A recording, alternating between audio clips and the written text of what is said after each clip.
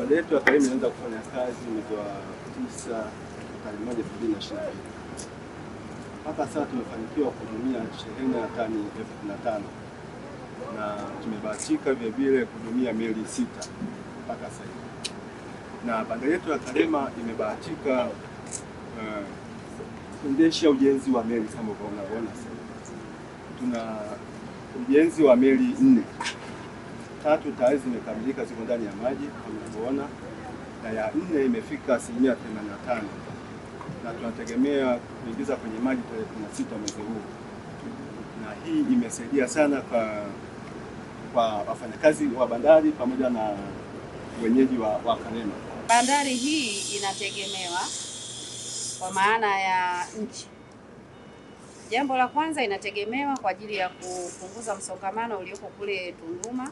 Inatafutwa namna ambayo itaweza kusaidia mizigo hasa inakwenda Kongo, badala ya kupitia kule Tunduma iende Zambia alafu irudi Kongo, iweze kuja moja kwa moja kwenye bandari hii ya Karema alafu iweze kukatisha hapa kuelekea Kongo.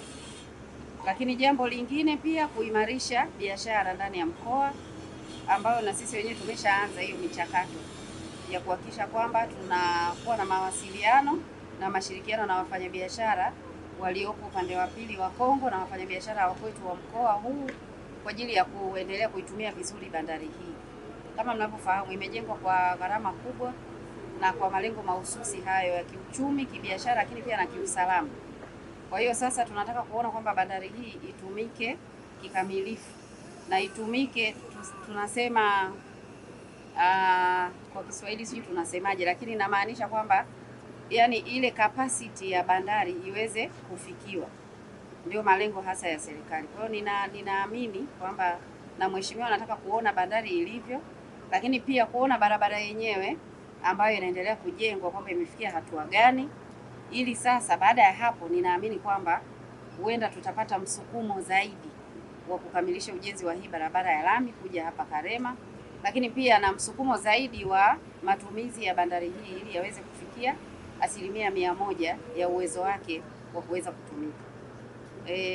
Kikubwa niko na wenzangu hapa, nitawakaribisha kama wana jambo la kuongezea, lakini kikubwa tumekuja kuona mambo makubwa hayo mawili. Kwanza barabara, lakini pili utayari wa bandari hapa kwa ajili ya kupokea ugeni huo.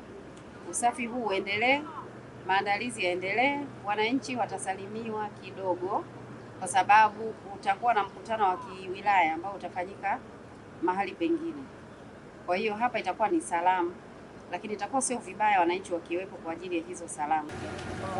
Magari si wanayo na vifaa wanavyo, hebu wapitishe mashine wachonge ili angalau Mungu akitujalia basi tupite smooth.